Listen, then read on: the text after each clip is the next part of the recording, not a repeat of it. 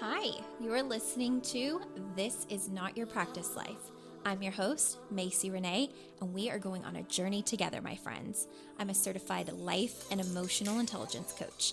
And if you really want to step into your highest self, there are a few non-negotiables you're going to have to learn, and I am just the person to help you do it. No matter your past, I'm here to help you create a more fulfilling future. So stick around with me.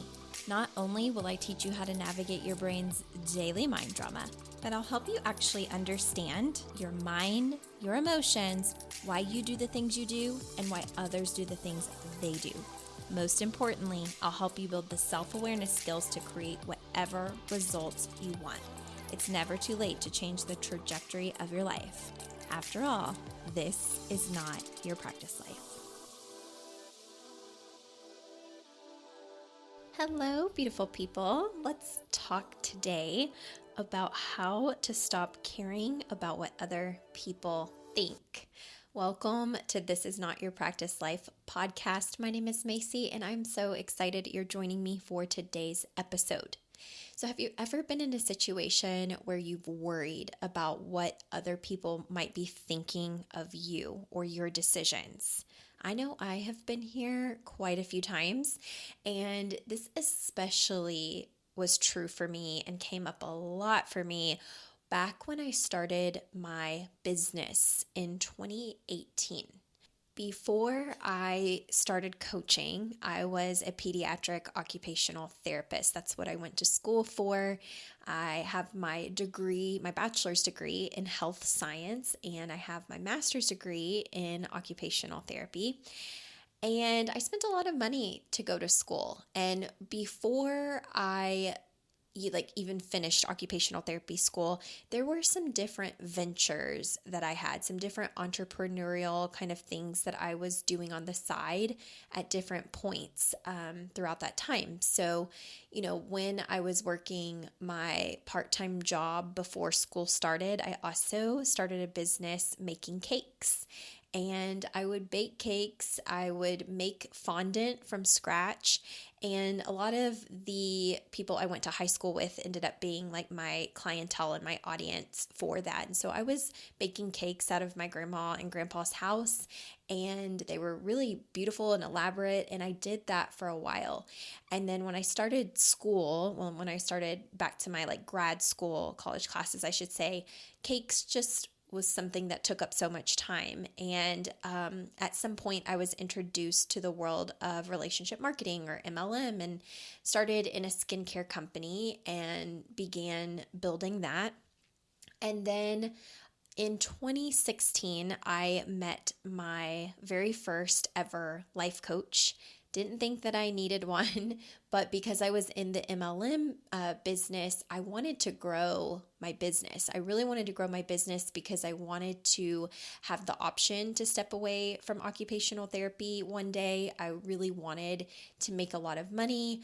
I wanted to ultimately figure out what it was my soul craved and desired, as a career, because while I was excited about my occupational therapy career in some ways, I knew that I didn't want to do it for the rest of my life, but I was also paying a lot of money to get the degree. I have a little weird story about that. My original college plan did not work out the way that I thought. I had gotten a 4-year full ride scholarship to another university.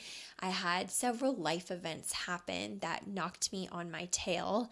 And it's one of those moments where you feel kind of in a scurry to figure something out. And 18, 19 years old, it's so hard to do that. I've thought of that for years. I'm like, by the time we exit high school, trying to figure out what we want to do for the rest of our life, can be pretty daunting. But anyways, when it didn't work out for me at my first university, I gave up my 4-year full ride scholarship and thought, what else would I maybe be interested in doing? That led me down the path of occupational therapy, and that led me down the path of also trying some different entrepreneurial ventures. And whenever I started working with my coach, that's the first time I ever really got deeply, deeply introspective. I, had done 17 years of therapy prior to ever meeting my coach. So if you're new here, you'll hear that at different points of the podcast. But working with my coach really cracked open so many pieces of me that I had suppressed. And a huge piece of what I was suppressing was the fear and worry around what other people thought about my choices. So by the time I had been working with my coach, probably about a year and a half, I started to have this inner gut feeling that I wanted to be a coach, that the transformation I was receiving in my life was so profound, I couldn't imagine not offering the same thing to women that needed it out in the world. But one of the things that really held me back from getting started when I felt that first kind of inclination was just worry about what everybody else was going to think, what everybody else was going to say. And so I want to talk to you guys today about how to stop caring what people think, especially if there are things that you want to do or things you want to step into and you just feel like the only reason you wouldn't do it is because you're really, really worried about, what are other people going to say about what you do.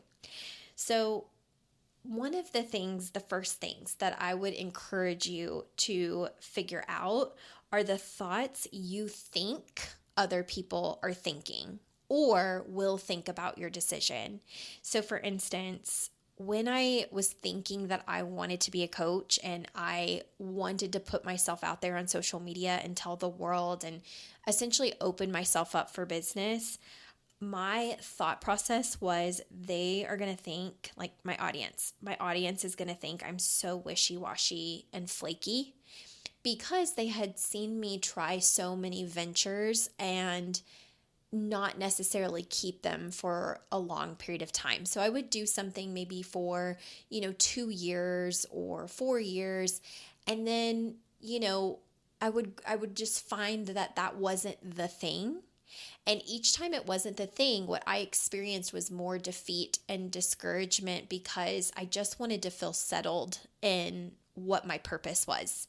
And with each thing that I tried, I would be really excited and think it was the thing, only to find out that a lot of times it wasn't. So whenever I felt that strong pull to become a coach, I really believed I could not show up and tell the world because I was so worried that after everything they had seen me do, between my little businesses and my occupational therapy career, I thought that they would think that I was wishy-washy and flaky.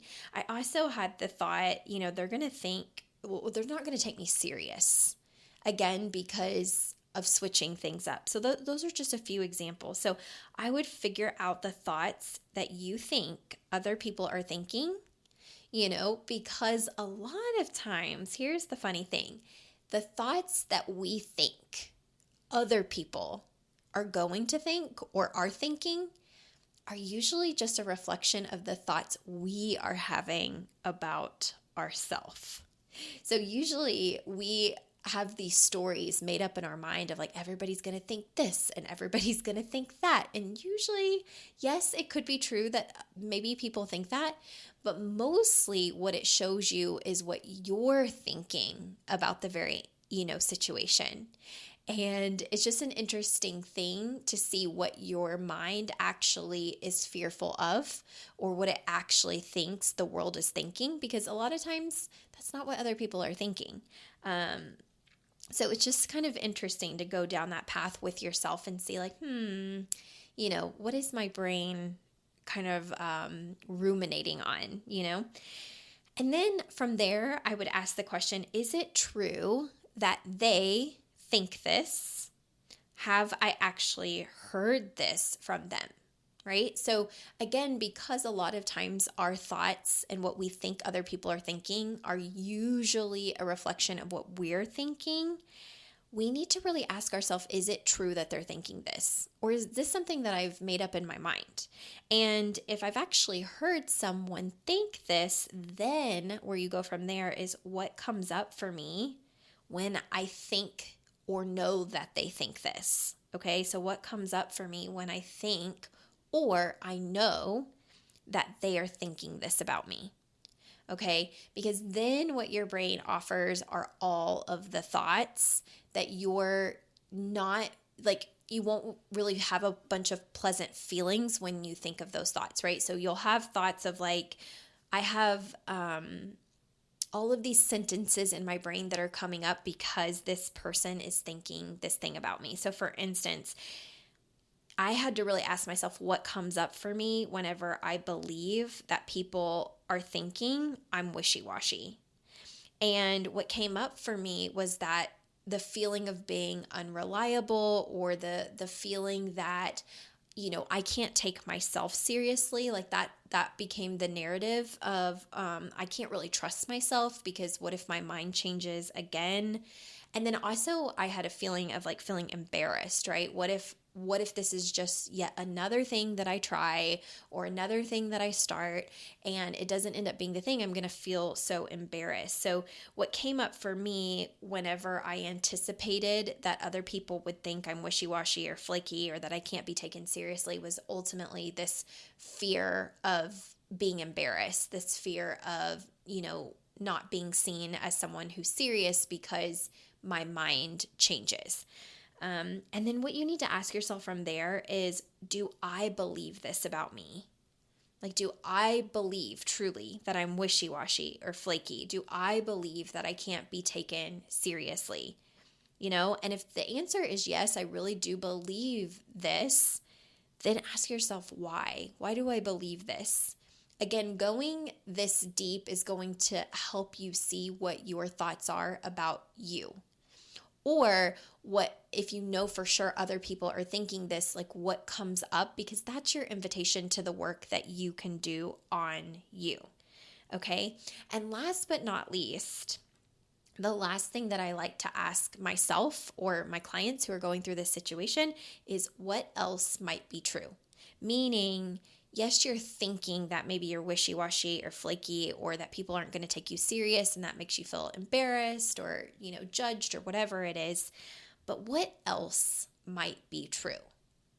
And what I found, and what I realized, in what ultimately helped me go forward in being a coach, announcing that I wanted to be a coach, and turning on my open sign for business, was to say what could also be true is that a lot of people need this. What could also be true is that my journey may be inspiring to other people and one day set them free.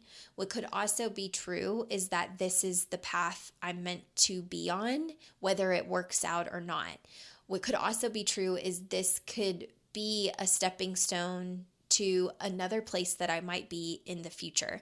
And so I just started thinking about what else could be true outside of being wishy-washy, outside of being maybe not taken seriously. So this is something that you can do for you, like a step-by-step process of, working through why maybe you're holding yourself back on something you really want out of fear of what other people may think. So this could be like in terms of relationships. It could be in terms of, your career path. It can be in terms of boundaries that you want to set. In so many scenarios, we often worry what other people are going to think about our choices. And we ultimately want to ask ourselves, do I want to give that much of my power away to what other people are thinking? Do I want to hold myself back from what I really want because I'm afraid of what other people may think or may say about it? And that's a unique answer for every single individual. But I think whenever we're willing to go inward, do that introspective work of, why do I care? We will find a lot of our answers right there. Why do I care so much? And for me too, I think I wanted to be seen as reliable. I wanted to be seen as someone that could be depended upon. I wanted to be seen as someone who wasn't flaky or wishy-washy. And so having the thoughts that, here I go trying yet another thing. All these people are going to think all these negative things about me. and I'm not going to know how to handle them, or I'm going to feel such uncomfortable emotions. And that's the second part of this, is a lot of times, the whole second piece of caring about what people think, or to get yourself to stop, is to ask yourself if you're just willing to feel wildly uncomfortable doing the thing that you want to do, whether people have a reaction or not. You know what I mean? Whether the reaction is what you think it'll be or what you want it to be or not. In entrepreneurship in general, but especially in making the decision to go the path that I did, 6 years ago, what I really, really had to become comfortable with is just feeling all of the emotions. I had to be willing to feel embarrassed. I had to be willing to feel judged. I had to be willing to feel failure. I had to be willing to feel confused. I had to be willing to let people misunderstand. I had to be willing to let people judge in order to step into what I wanted. And so that's another piece of our emotional intelligence, is the willingness to feel multiple emotions. Because ultimately, a lot of the reasons we don't do what we have a desire to do, or we don't step into our full power and potential, is because we're so afraid of the emotions we're going to feel. And we, maybe up to this point, haven't equipped ourselves to feel certain emotions. And so part of our emotional intelligence work is putting ourselves in a position to grow and learn and become better equipped at feeling those emotions, whatever emotions are necessary to, unblock us from what is available to us. So if you need help with that, that is what I help my clients do. I help people become more emotionally intelligent, aware, resilient, mature. I help them work through, roadblocks and things that are challenging them in their life. And it's a blend of mindset and, awareness work and your emotional management, but ultimately helping you create the life and results that you want, no matter what that looks like. It can be anything, but it's getting through and doing the work that is going to help you get there. So if I could be of any help, just know you can always schedule a free 60-minute consult on MacyRenee.com. And if you like this episode, I encourage you to check out several of the others. If you're brand new here, I always recommend that people go back to the very beginning. You'll get to know me a little bit better, a little bit more of my story, and my episodes really do build upon one another. So, especially in the beginning, if you want to kind of build a foundation, it's great to go back and start there. But if you don't want to, you're always welcome to jump around and get whatever you need whenever you need it. All right, you guys, I hope you have a great week. I'll see you soon. Bye.